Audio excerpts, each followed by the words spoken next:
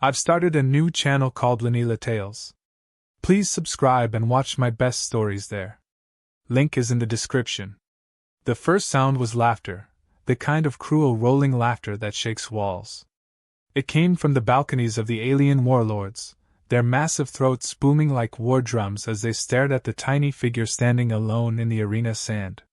The champion of Earth, they called him, though he was no more than a wiry human barely armored, holding nothing more intimidating than a jagged knife. Across from him towered a beast bred for war, a mountain of muscle and tusks, its claws glistening with venom. To the gathered warlords, this was not a contest. This was comedy. Their laughter rose higher, some choking on their extravagant drinks. One warlord sneered, asking if the humans had sent a pet rat to die for their amusement. Another quipped that perhaps the rodent was here to clean the arena floor before the real fighting began. And through it all, the humans smiled faintly, as if the joke were not on him, but on them. The Emperor raised a jeweled hand and the laughter fell into silence. He leaned forward, eyes glowing, voice cold as stone. "Begin," he commanded. The beast roared and charged, its thunderous steps shaking dust into the air. The human did not move. The crowd leaned forward, expecting the tiny figure to be crushed in an instant. But as the beast lunged, jaws wide, the human stepped aside with almost casual grace, letting the monster crash into the arena wall. A ripple of surprise moved through the audience, but they quickly laughed again, certain it was only delay before the inevitable. The predator studied the beast like an artist examining a canvas. He noticed the gaps between its armored scales, the heaviness of its breathing, the predictable rhythm of its charges. The warlords shouted bets from the balconies, trading fortunes on how quickly their champion would rip the human apart. Yet with every passing second, the human seemed less prey and more shadow, darting, dodging, forcing the beast to tire itself. The laughter faltered when he rolled beneath a sweeping claw and sliced into the beast's softer underbelly, emerging from the tumble without a scratch. The beast roared in pain, and raged, swinging wildly now. Sand and stone shattered as claws raked the ground, but the predator danced around the attacks, his knife flashing in short, precise strikes. He did not waste movement. He did not waste breath. With every slash, the monster grew weaker, blood spattering across the sand. The crowd grew restless. This was not how their stories usually went. A human was supposed to scream, run, or be torn apart in spectacular fashion. Instead, the human was orchestrating a hunt, and the beast was the prey. At last, the champion stumbled, its tusks lowering, its chest heaving. The predator climbed the fallen giant with the speed of a spider, drove his blade into the creature's eye, and twisted until the skull cracked. The monster let out a final moan before collapsing, shaking the arena floor. Silence followed. No cheers. No laughter. Only the sound of dripping blood pooling around the human's boots. He stood atop the corpse, calm as dawn, his face unreadable. Then he whispered, his voice carrying unnaturally far in the deathly still arena. "One down." The warlords shifted uneasily. The Emperor narrowed his eyes. Somewhere among the crowd, a young alien noble let out a nervous laugh, thin and forced, quickly silenced by the weight of the moment. The human climbed down from the carcass, wiping his blade against the monster's hide, and walked to the center of the arena as though nothing extraordinary had happened. The guards eyed him warily. The crowd did not know whether to jeer or applaud. The Emperor finally clapped, once, sharp and cold. "A fine trick," he said. "A lucky strike." The laughter returned, but this time it was strained, hollow, a shadow of the thunderous amusement from before. They called for the next champion, mocking loudly, yet none of them met each other's eyes. The human sat in the sand, resting casually, his expression thoughtful, almost bored. He reached down, scooped a handful of the arena dirt, and let it run through his fingers. The gesture was simple, but in it lay the confidence of a predator who knew exactly what he was doing. The audience whispered. Even the Emperor leaned back, tapping a finger against his throne. The human glanced up toward the balconies, meeting their stares without fear, and gave the smallest smile. They had laughed when he entered. They laughed when he stood against the beast. They laughed when he danced around its attacks. But now the laughter carried an edge of unease, a question forming in the minds of all who had mocked. Perhaps the joke was not on the tiny predator after all. Perhaps the joke was on them. And though no one dared to speak it aloud, the seed of fear had been planted. A seed that would grow with every fight, with every champion that fell. For the human was not merely surviving. He was hunting. And the warlords, though they did not yet realize it, had already become his prey. The arena had never been so quiet after a victory. Normally, when a champion triumphed, the warlords bellowed with pride, their guests showered them with praise, and wagers were collected in a frenzy of greed and laughter. But after the tiny predator from Earth brought down the first monster, the silence had felt unnatural, like the air before a storm.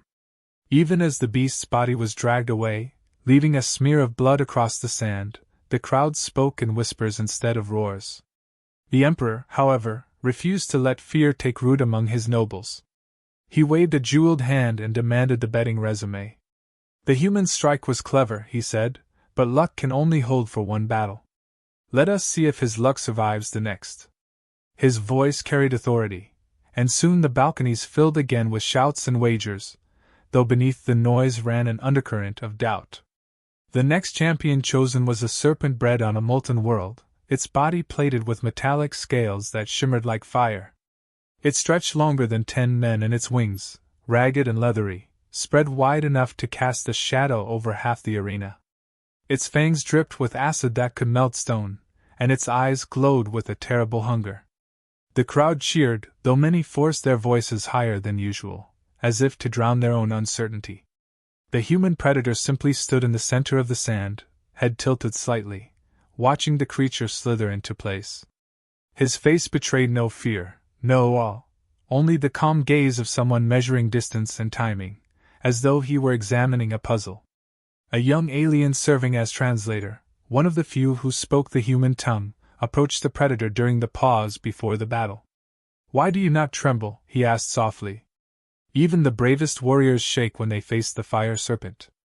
The human gave a thin smile and replied, "Because predators do not waste energy on fear. We study. We wait. And when the time is right, we strike where it matters most." The servant frowned, confused, so the human added with a hint of dark humor, "Besides, trembling only makes you look tastier." The translator blinked, then snorted in reluctant laughter, quickly stifling it before the guards could notice. The Emperor gave the command and the serpent attacked, its wings beating furiously as it lifted itself into the air. The arena shook with every strike of its tail, sand exploding in clouds that blinded the view. The crowd leaned forward, eager to see the human dissolved in acid or crushed under a coil. Instead, they saw him sprint toward the wreckage left by earlier battles. From the debris of fallen weapons and broken machines, he snatched a shard of alien metal, sharp and curved like a sickle. He ducked behind a shattered pillar as the serpent struck, its acid-searing stone to liquid.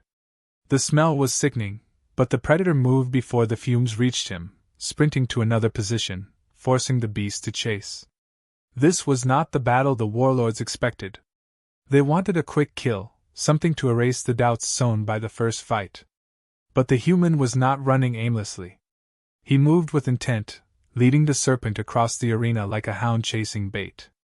With every strike, the creature weakened the very walls and floors that contained it. The human used the arena itself as his weapon. The crowd began to murmur. Even those who mocked him earlier now leaned forward with unease.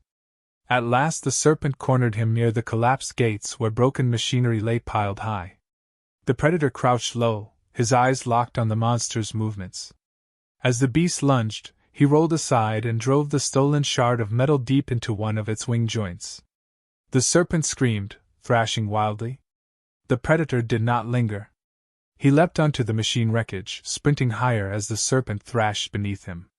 Then, with timing honed from countless hunts, he kicked loose a massive fragment of alien tech, a half-crushed power core that the serpent itself had weakened with its acid. The heavy object crashed down, pinning the monster's tail.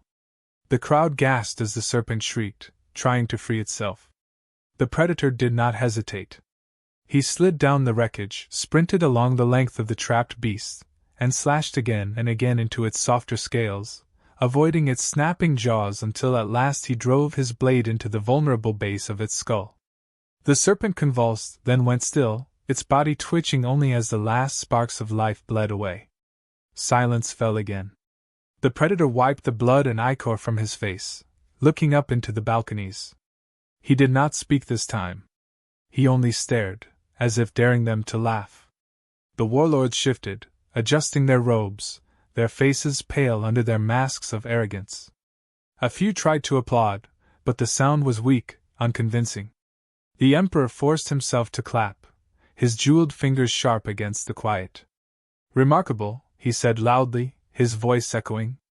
"But tricks cannot last forever." His words rang hollow, and many in the audience knew it.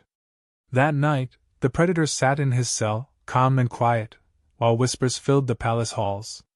Some nobles insisted it was luck, others whispered of dark magic, and a few began to fear that the human was not merely a contestant but something else entirely. The translator returned, curiosity burning in his eyes. "Tell me," he asked, "why do you keep winning?"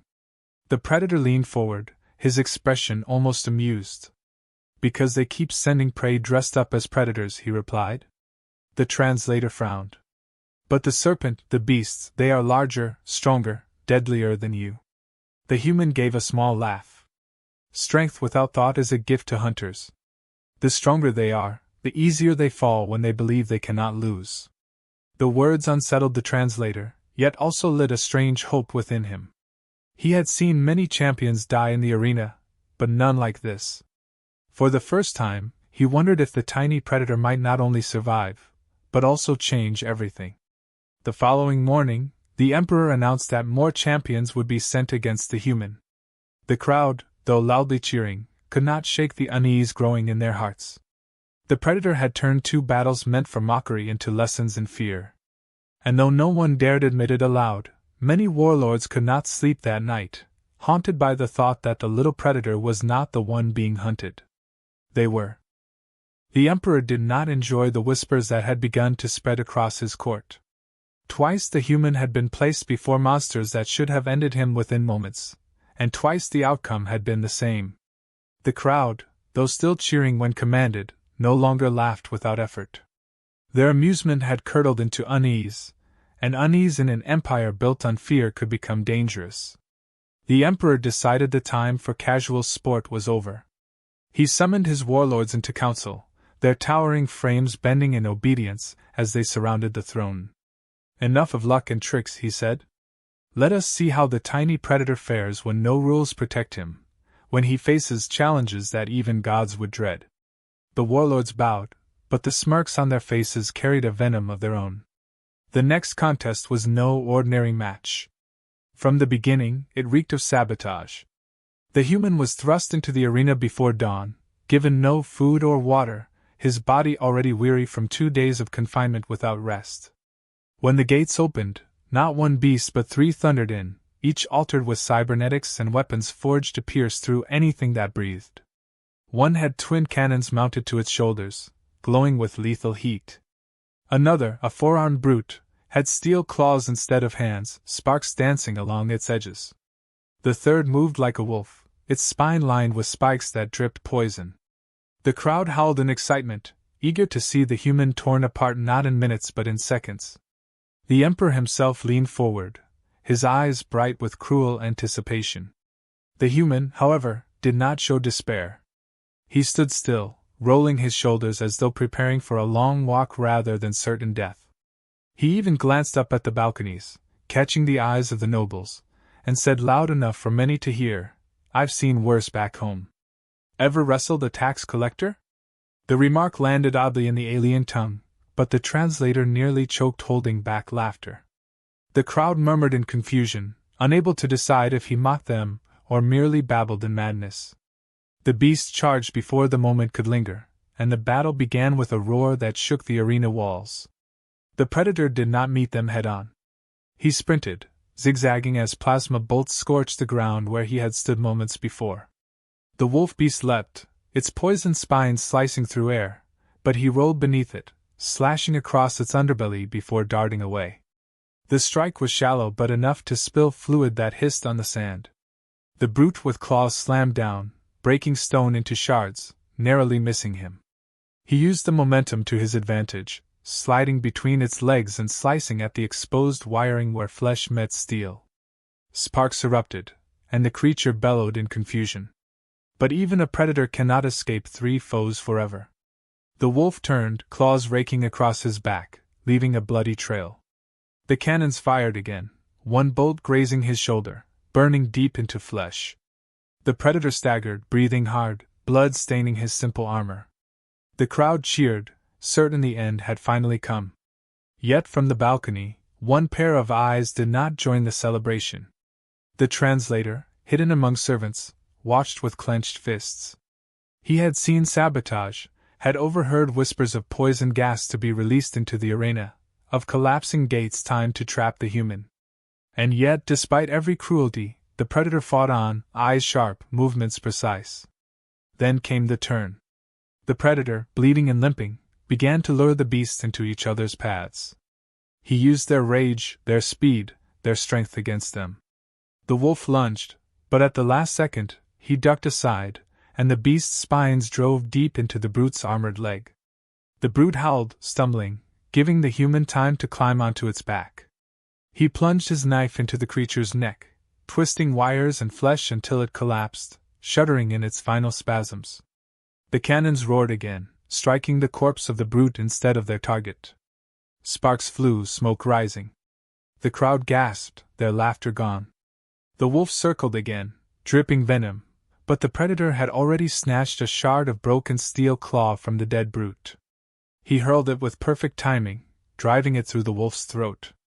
The creature choked, clawing at its wound, before collapsing in convulsions. Now only the cannon beast remained, furious and unstable.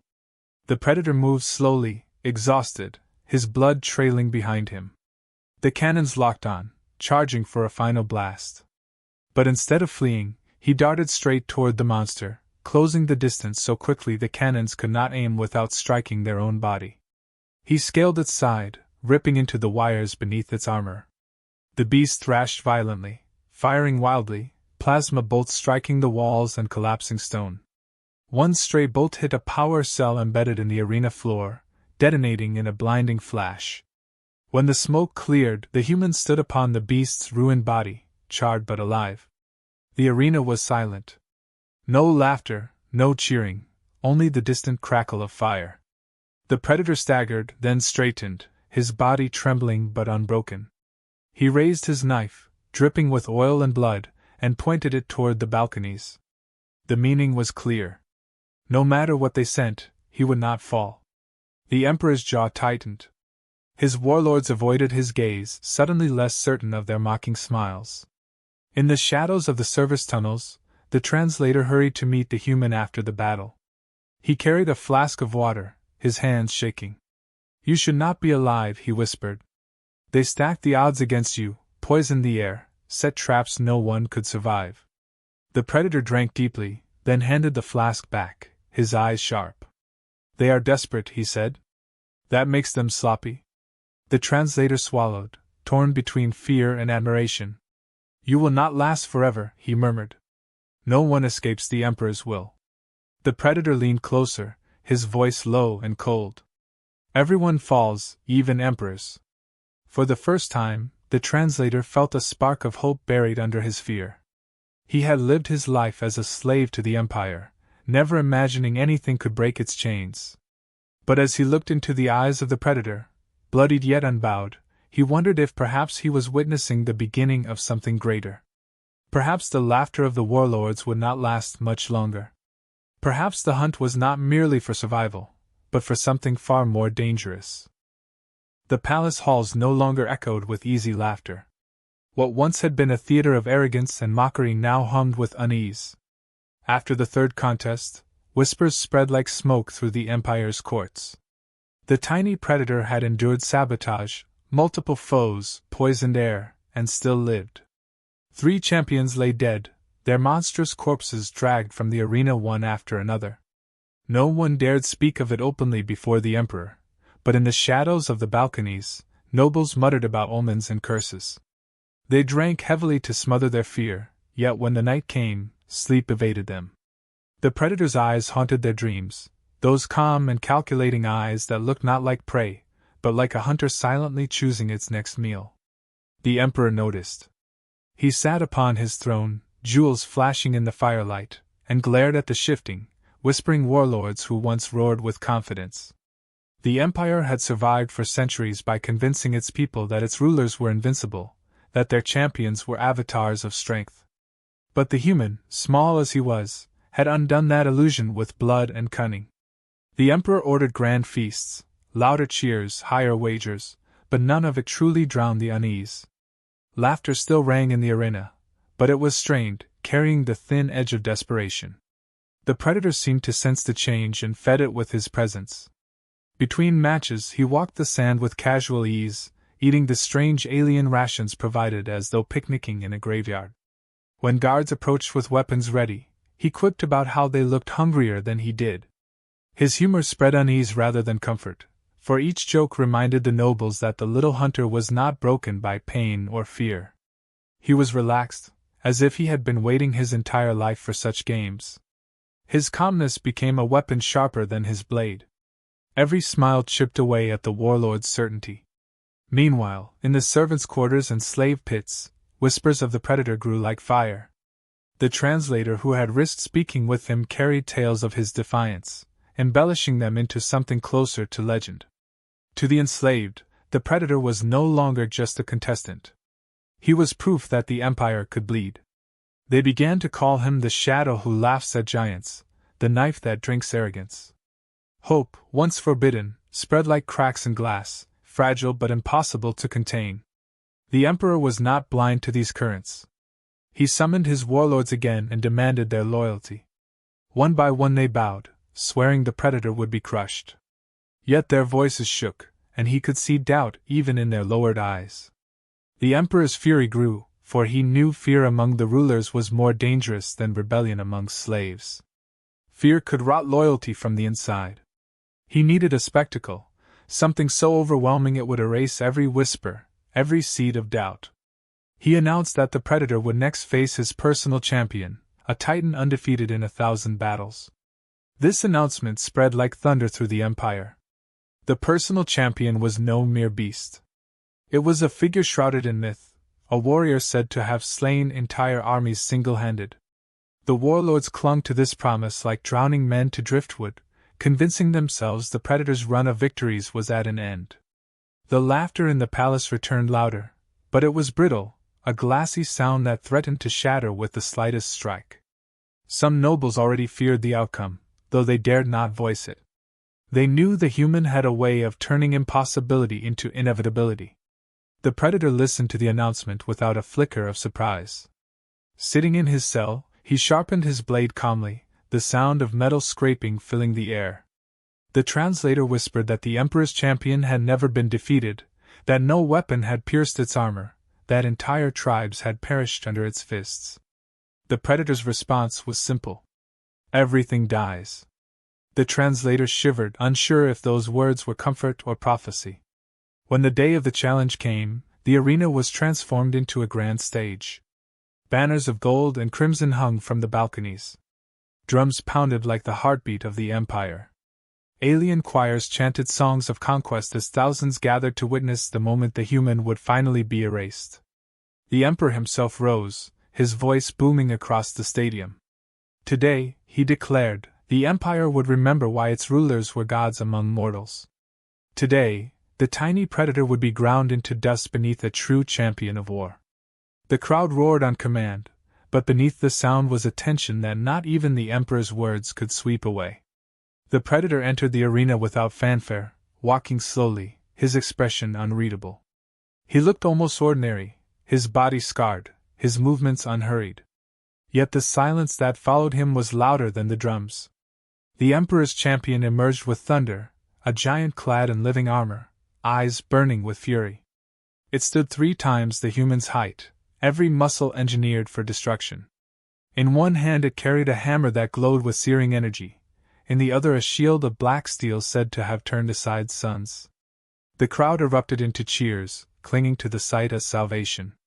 The predator stared up at the Titan for a long moment, then sat cross-legged on the sand, tilting his head as though studying a puzzle. Laughter broke from the balconies, but it was nervous, uncertain whether it was mockery or madness. The Titan bellowed a war cry that shook the ground, and still the predator remained seated, calm and deliberate. At last he rose, stretching slightly, and whispered words none could hear except those closest. "They want a show," he said. "Let us give them one." The Emperor leaned forward, eyes fixed on the sand below. He had demanded spectacle, and he would have it. But for the first time since the games began, his confidence was not absolute. The predator had planted doubt even in the heart of the throne, though the Emperor would never admit it aloud. The air in the arena trembled with anticipation, charged with the weight of what was to come. The warlords forced themselves to laugh, raising their goblets, but their knuckles were white as they gripped their chairs. Slaves whispered in hidden corners, clutching at fragments of hope. The predator stood alone, facing the Titan, his shadow stretching across the sand. And as the drums thundered and the crowd screamed, every soul in the arena felt the truth gnawing at the edges of their certainty. The games had stopped being games. The hunter was no longer playing. The real hunt was about to begin. The air in the arena felt heavier than it ever had before. The warlords had done their best to restore the illusion of their invincibility, parading soldiers and banners, filling the stands with food, wine, and gold, demanding cheers from the crowd until throats were raw. Yet beneath the spectacle was a tension so thick it pressed against every chest. The Emperor's champion stood like a god carved from stone, towering above all, his armor alive with energy that shimmered across its surface, his hammer humming with the power to break mountains. The crowd chanted his name, desperate to believe in his myth. To them, this battle was not just another spectacle but a desperate prayer that the Empire's reputation of eternal strength would be saved. The predator faced him with none of the grandeur. His scars glistened under the light, his blade looked dull and worn, his body leaner than ever from exhaustion and blood loss. Yet he carried himself with the same unsettling calm. He studied the Titan, his eyes narrowing as though he were not looking at an undefeated warrior but at the joints of an animal, noting its breathing, its weight, its habits before the hunt. That calm unsettled the nobles more than the Titan's roar. The human was supposed to be trembling, bowing, broken before the Emperor's wrath. Instead, he stood tall, his shadow stretched long across the blood-stained sand. When the signal came, the Titan charged with terrifying speed. The ground cracked beneath his stride, the hammer swung with enough force to crush entire warbands in a single blow. The predator barely moved in time, the strike missing his head by a hair. The sand exploded, shards of stone flying like shrapnel. The crowd roared, convinced the battle would be short. Yet as the Titan raised his weapon for another swing, the predator darted in, slashing at the exposed gaps in the living armor. Sparks flew but no deep wound was made. The armor shifted, sealing the opening, as if mocking the attempt. The Titan's laughter boomed as he struck again, and this time the predator was hurled across the sand by the force of the shield. His body crashed into a broken pillar, blood spraying across the stone.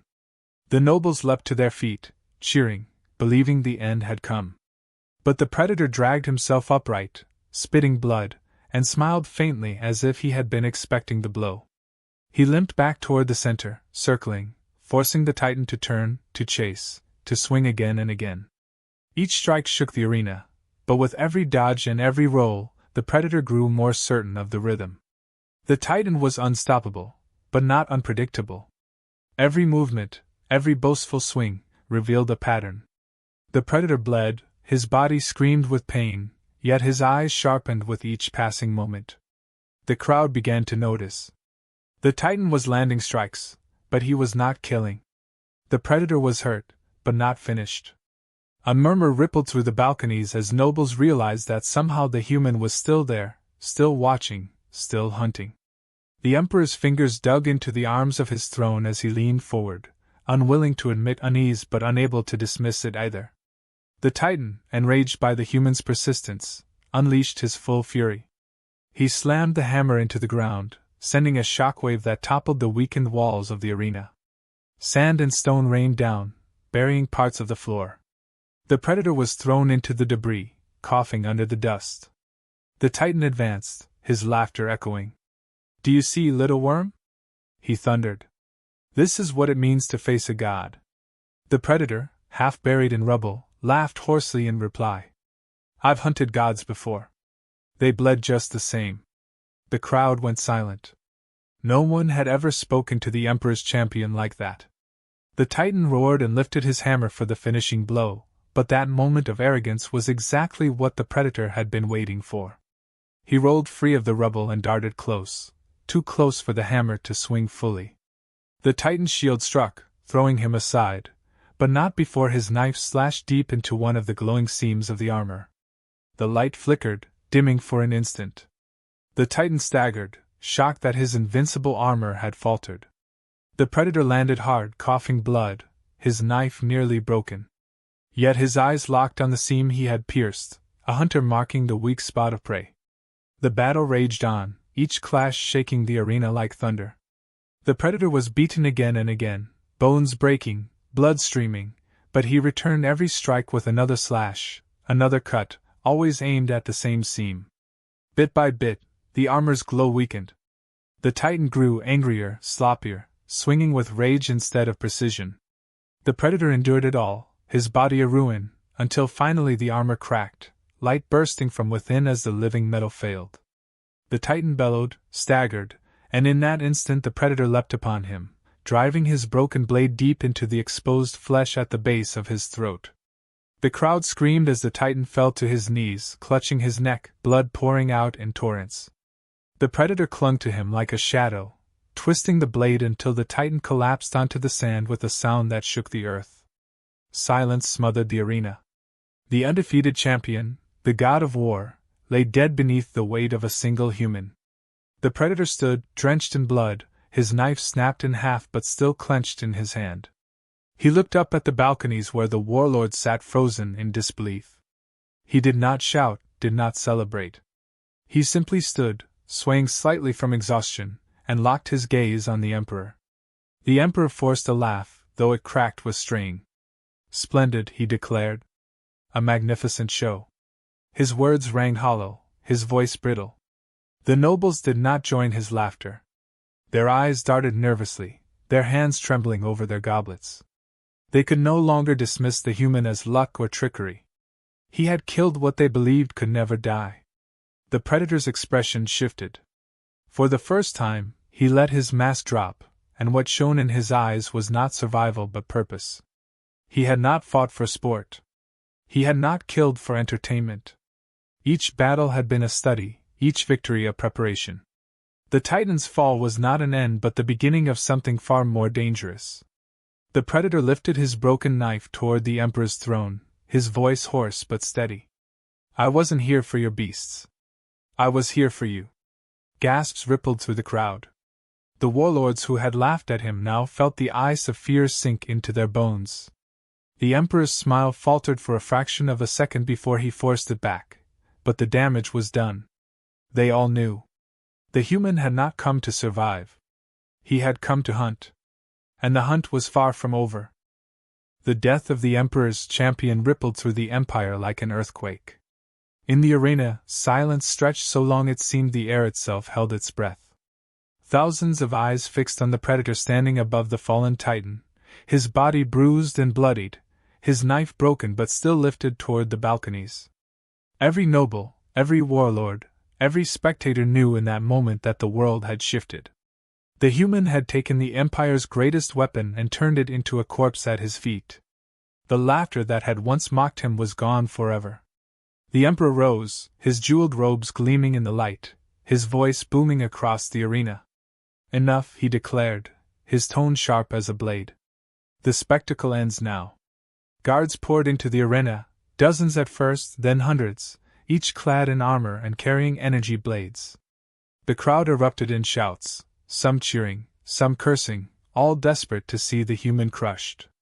Yet beneath the chaos, a different murmur spread. Slaves hidden among the stands leaned forward, their eyes burning with hope. They had watched their masters tremble. They had seen a god fall. The predator staggered, his legs barely holding him, yet his expression did not falter. He let the broken knife fall to the sand and instead picked up the hammer of the dead Titan. It hummed in his hands, heavy enough to break him if mishandled, but his grip was steady. When the first wave of guards charged, he met them with the fury of a storm. The hammer crashed down, splitting armor and bodies alike. Sparks lit the sand as energy blades clashed with its glow, and each swing left broken corpses in his path. He moved like a shadow given form, weaving between strikes, turning the chaos of numbers into his advantage. From the balconies, the warlords shouted in panic, urging the guards to finish him quickly, but their voices betrayed fear. They had thought him an amusement, then a curiosity, then a threat. Now they realized he was death itself, climbing step by step toward their thrones. The Emperor shouted louder, his commands echoing, but his eyes flickered with unease. For the first time in his reign, he had seen his subjects doubt him. Doubt was poison, and it was spreading fast.